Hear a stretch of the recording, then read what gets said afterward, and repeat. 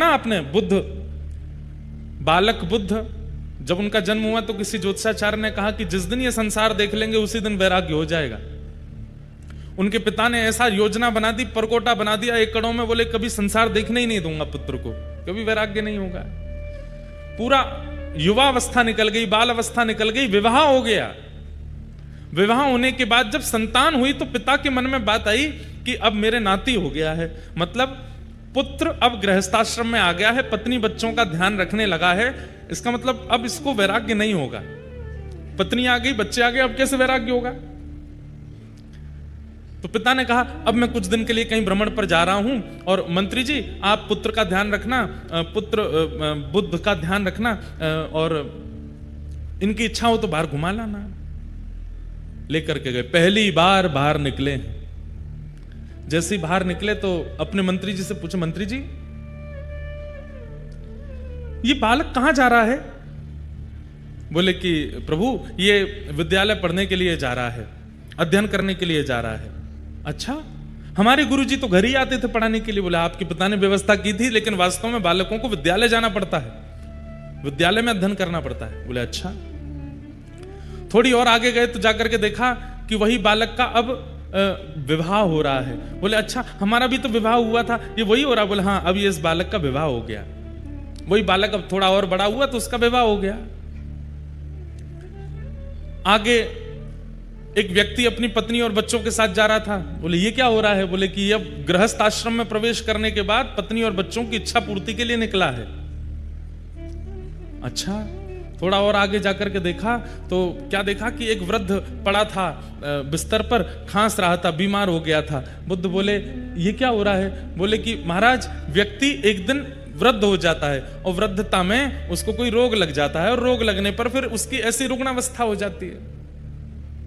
थोड़े और आगे जाकर के देखा तो 5 लोग रो रहे थे और एक शव पड़ा था और पत्नी कह रही थी मेरे पति चले गए, बच्चे कह रहे थे हमारे पिता चले गए, माता पिता कह रहे थे हमारा बेटा चला गया, भाई कह रहे थे हमारा भाई चला गया।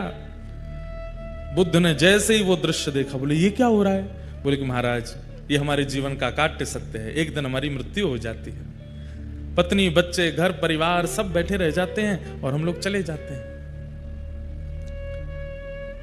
इसका मतलब एक दिन मेरी भी मृत्यु होगी। मंत्री जी बोले आया है सो जाएगा, जो आया है उसको जाना तो पड़ेगा।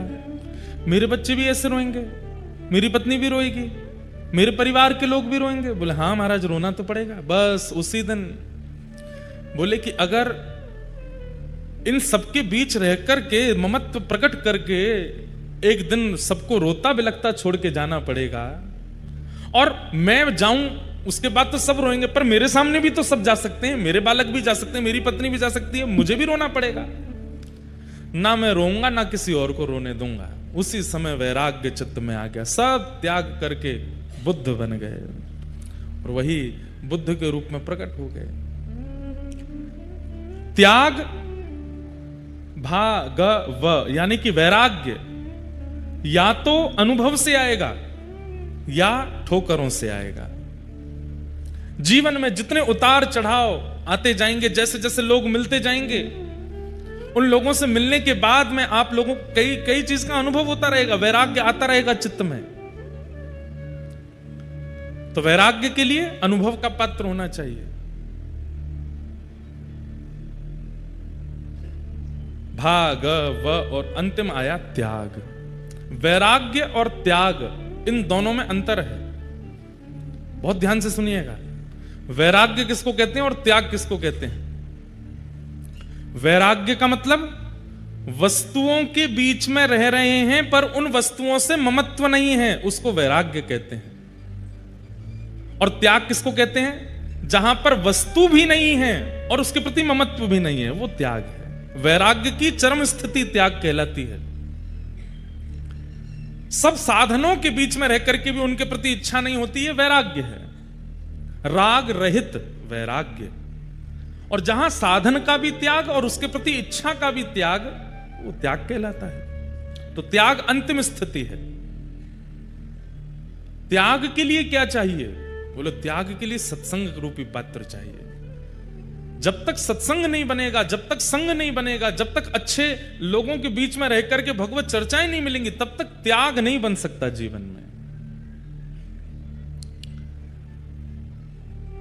किसी एक वस्तु का आप त्याग करना चाहते हैं, जिस वस्तु का आज तक सेवन किया, उस वस्तु का त्याग आप अपनी इच्छा से नहीं कर सकते। और वस्तु का त्याग कर भी दोगे लेकिन मन में वो वस्तु चलती रहेगी।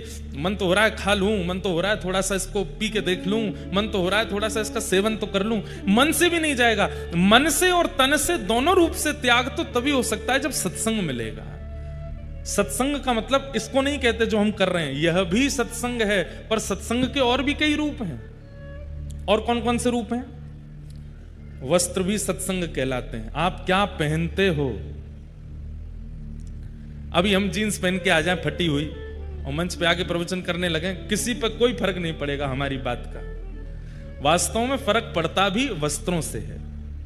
क्या पहनते हैं? धोती पहनते हैं, बगलबंदी पहनते हैं, तिलक लगाते हैं, शिखा धारण करते हैं, कंठी माला पहनते हैं,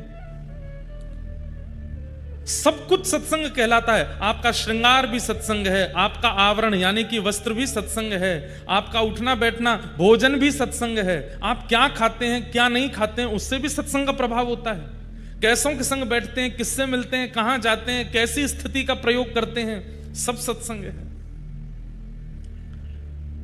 और इन सब का वातावरण जब होता है, अब देखो एक बात आपको बताएं, बाहर कोई स्ट्रीट फूड मिलता है ना, जो रोडों पर ठेला लेके घूमते हैं भैया, वहां आप खाने जाओ, कुछ आपको खिला देगा, जैसा होगा वैसा खिला देगा।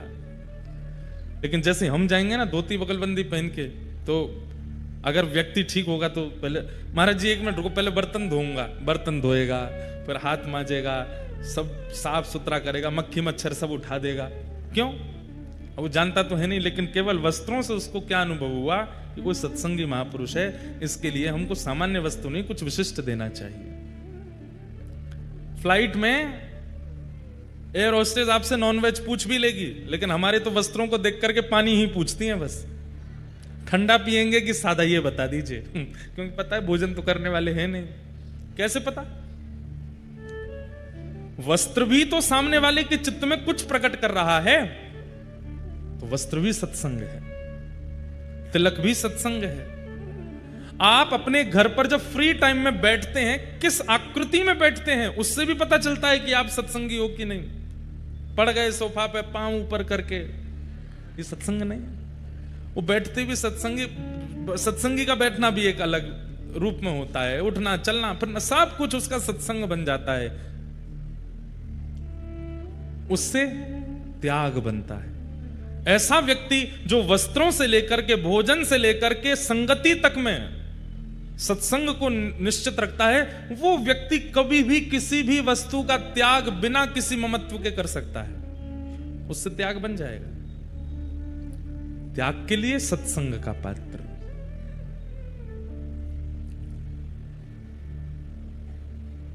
एक बार एक शिकारी जंगल में घूम रहा था शिकार करने के लिए, बहुत बड़ा शिकारी। घूमते घूमते जब गया तो देखा एक गुफा के सामने से निकला, तो देखता हुआ जाता था कहीं कोई शिकार मिल जाए। गुफा में जैसे उसने झांक करके देखा तो कोई हिरन आदि तो नहीं दिखा। एक महात्मा बैठे थे, बड़ी बड़ी जटाएं उनकी, और महात्मा नेत्र बंद करके बैठ के ध्यान कर रहे थे।